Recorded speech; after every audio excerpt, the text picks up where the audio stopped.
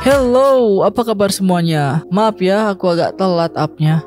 Ya sudahlah, seperti yang kalian lihat di judul video ini, aku akan memberikan beberapa anime badass terbaik dengan MC yang memiliki kepribadian dingin. Karakter dalam sebuah anime umumnya memang bermacam-macam. Salah satunya bisa kita lihat dari sifatnya. Ada banyak sifat yang dimiliki karakter anime, khususnya untuk MC atau tokoh utamanya sendiri, seperti memiliki sifat konyol, sombong, dingin, dan sebagainya. Untuk karakter utama yang bersifat dingin atau tidak pedulian memang terlihat sangat keren, apalagi dengan kemampuan si tokoh utama yang benar-benar badass atau overpower ya. Terlebih lagi jika anime tersebut memiliki cerita dan aksi yang sangat bagus. Wah, udah paket komplit pokoknya. Oke, di sini aku langsung saja ke videonya. Berikut 7 anime badass terbaik dengan MC yang memiliki kepribadian dingin. Sebelum kita lanjut ke videonya, jangan lupa untuk di like, subscribe, dan nyalakan loncengnya supaya kalian gak akan ketinggalan video-video terbaru aku. Yang pertama ada Codebreaker. Mengambil tema para remaja yang memiliki kekuatan khusus yang mengemban tugas sebagai agen pemerintahan untuk membunuh para penjahat yang tidak tersentuh hukum atau memerlukan orang berkemampuan khusus juga untuk menanganinya. Mungkin agak sedikit mainstream sebagai tema, tapi Kamijo Akimine sebagai sang pembuat cerita sanggup membuat cerita Codebreaker ini sangat menarik untuk diikuti karena cerita yang dalam dan memiliki karakter-karakter yang menarik, unik, dan berwarna karena tiap Codebreaker memiliki latar belakangnya dan alasannya masing-masing untuk menjalani pekerjaan sebagai Codebreaker yang berat baik secara fisik maupun mental. Karena pekerjaan Codebreaker yang mengharuskannya bertaruh nyawa, tapi keberadaannya tidak diakui oleh masyarakat dan dianggap tidak eksis dan harus hidup dalam kesendirian dan sering dianggap sebagai anjing pemerintah. Jalan cerita yang padat dan cepat tidak membuat anime ini menjadi terlalu serius karena interaksi antara karakter yang unik-unik menjadi hal yang terkadang cukup menghibur. Meskipun sebagai efek dari percepatan, ini membuat aspek hubungan Sakura dan Ogami sebagai dua tokoh utama menjadi kurang dapat perhatian karena Ogami yang terfokus pada tujuannya menemukan Hitomi. Padahal bisa dapat diperpanjang lagi. Aspek perkembangan hubungan Sakura dan Ogami dapat menjadi hal yang menarik untuk disimak. Menurutku anime Codebreaker ini gak bertele-tele dan gak ada episode yang percuma karena semua episode memberikan kontribusi bagi cerita utama dan menarik untuk disimak. Yang kedua ada Drifters. Anime ini menceritakan Toyohisa Shimaju, seorang samurai dari klan Shimaju yang terkenal akan kegilaannya dalam perang dan tidak segan memenggal kepala lawannya. Dalam perang Sekigahara, Toyohisa menderita luka yang cukup parah dan pada saat di perjalanan pulang, Toyohisa pun ambruk. Tapi setelah sadar, Toyohisa tidaklah pergi ke alam baka. Dia bertemu dengan pria misterius berkacamata di ruangan kosong penuh dengan pintu. Toyohisa pun dikirim ke suatu dunia lain yang berisi berbagai jenis klan makhluk. Toyohisa pun memulai petualangannya di dunia tersebut sebagai seorang drifters. Anime yang satu ini adalah anime isekai teman-teman. Cuman anime ini beda dari yang lain. Yang bedanya adalah plot dari anime ini para tokoh dari berbagai era di bumi yang sekarat dikirim ke dunia fantasi tersebut untuk mengalahkan Raja Kegelapan. Raja Kegelapannya dan para pasukan utamanya pun juga tokoh dari bumi yang dikirim ke dunia fantasi tersebut. Dan para tokohnya pun tidak menyesuaikan diri dengan lingkungan dunia fantasi, tapi merekalah yang membawa dampak baru dan menjadi penggerak masyarakat di dunia tersebut. Anime yang fresh walaupun anime ini dirilis tahun 2016 tapi masih asik untuk ditonton.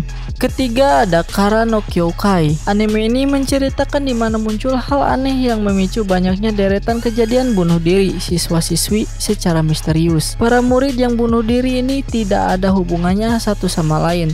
Bisa dibilang acak, akan tetapi untuk cara bunuh diri mereka sama semua, yaitu dengan lompat dari gedung Fuzou, gedung pencakar langit yang memang akan ditutup oleh pihak pemerintah. Karena tingkat kejadian bunuh diri yang banyak dan bunuh diri acak ini membuat pemerintah Jepang bingung. Touko Aozaki, sang penyihir, melakukan penyelidikan atas peristiwa yang menyebabkan para siswa-siswi melakukan bunuh diri. Di sini dia mengutus Mikia Kokutau dan Shiki Ryogi. Mikia yang normal seperti manusia biasa bertugas sebagai pembatas akan perilaku Shiki, sedangkan Shiki sendiri terlihat dingin dan misterius. dan dia memiliki kemampuan yang mungkin manusia biasa nggak bisa melihat, sedangkan dia mampu melihat dengan jelas. Yang bagus dari anime ini adalah dari segi ceritanya, yaitu penggunaan alur waktu dalam bercerita. Kualitas grafiknya oke walaupun karakternya sederhana.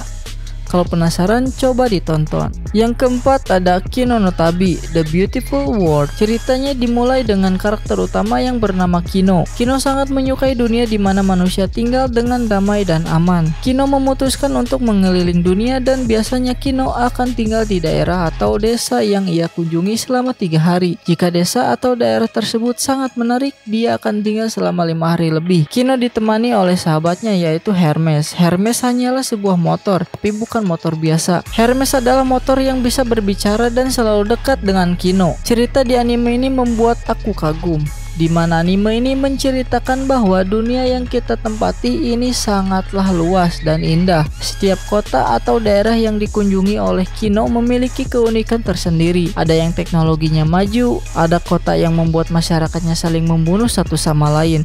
Di anime ini juga menceritakan tentang persahabatan di mana Kino dan Hermes selalu bersama di setiap waktu. Cerita yang tidak terlalu sulit dipahami atau kompleks, dan ceritanya bisa dinikmati semua umur. Alur ceritanya yang tidak keluar dari genrenya membuat anime ini semakin menarik dan semakin membuat hati kita damai meskipun ada perkelahian sementara. Hal yang membuat anime ini semakin oke untuk ditonton adalah dari segi grafis yang sangat amat baik dan bagus. Dari segi pewarnaan, pencahayaan, dan gambar, semua itu sangat detail dan luar biasa indahnya. Hal ini tentu saja membuat anime ini berbeda dengan yang lain, di mana grafis di anime ini membuat kita merasakan sensasi fantasi yang luar biasa. Yang kelima ada Persona 3. Makoto Yuki, sang karakter utama sekaligus seseorang murid pindahan yang datang ke Iwatodai. Gak disangka ia ternyata satu dari sekian banyak orang yang bisa bertahan di Dark Hole. Waktu tengah malam di mana semuanya berhenti dan para shadow berkeliaran, Yuki membasmi para shadow bersama teman-teman barunya. Movie pertama ini mengcover cerita mulai dari permulaan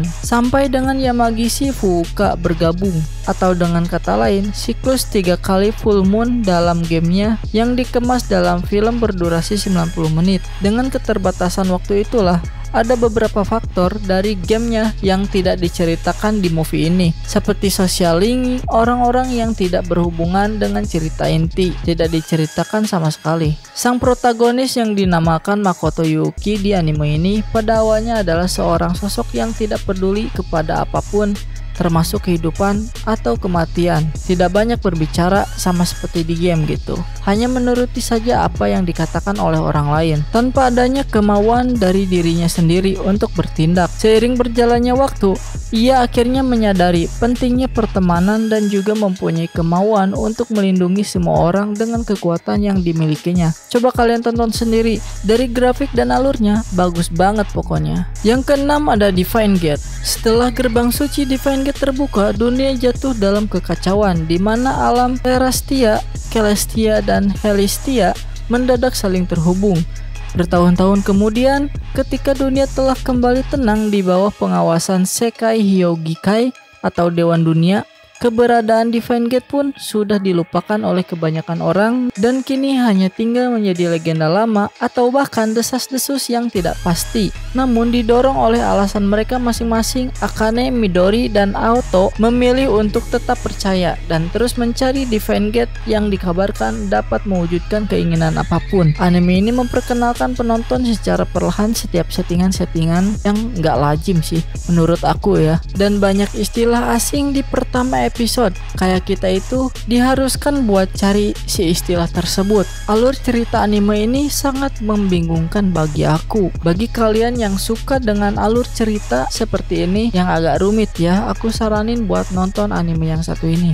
Yang terakhir ada Youjo Senki. Anime ini menceritakan seorang prajurit mungil muda dengan wajah lugu serta penampilannya yang polos bernama Tanya Deguresev atau Yuki Aoi ya. Namun sebenarnya ia terkenal kejam, kayak predator hingga dijuluki sang iblis dari Rin. Berkat bakat taktisnya yang aneh namun jitu di medan perang. Dalam tubuhnya yang mungil itu tersimpan sebuah jiwa seorang pria yang amat menantang keras Being X, sosok yang mengaku mengaku sebagai Tuhan yang membawa sang pria berinkarnasi ke tubuh seorang gadis kecil di dunia perang sihir. Di dunia yang baru ini, yang Tanya inginkan hanyalah kehidupan damai dan tentram. Namun di Being X menjadi penghambat baginya. Ia yang memutuskan untuk terjun ke dunia militer demi menggapai impian kedamaiannya itu menjadi terganggu. Segala tindakannya di sana malah mengakibatkan hal yang tak diinginkan, mendorong kekaisaran menjadi salah satu negara yang paling kuat dalam sejarah umat manusia. Konsep dan plot yang unik dan berbeda menjadi daya tarik yang luar biasa bagi Youjo Senki, di mana biasanya anime isekai memperlihatkan karakter utamanya terlempar ke dunia fantasi di abad pertengahan. Di sini sang kreator Carlo Zen malah memilih masa perang dunia sebagai latarnya. Ditambah sang karakter utama yang terjebak ke tubuh yang 180 derajat berbeda dari sifatnya. Karena alasan ini pula ceritanya sudah pasti terkesan menarik. Nah, itulah 7 anime badass terbaik dengan MC yang memiliki kepribadian dingin buat kalian semua. Oke, bila ada salah-salah kata mohon maaf ya. Coba tulis di kolom komentar apa aja nih anime yang seru dan menarik menurut kalian semua. Kita ketemu di next video ya. Bye.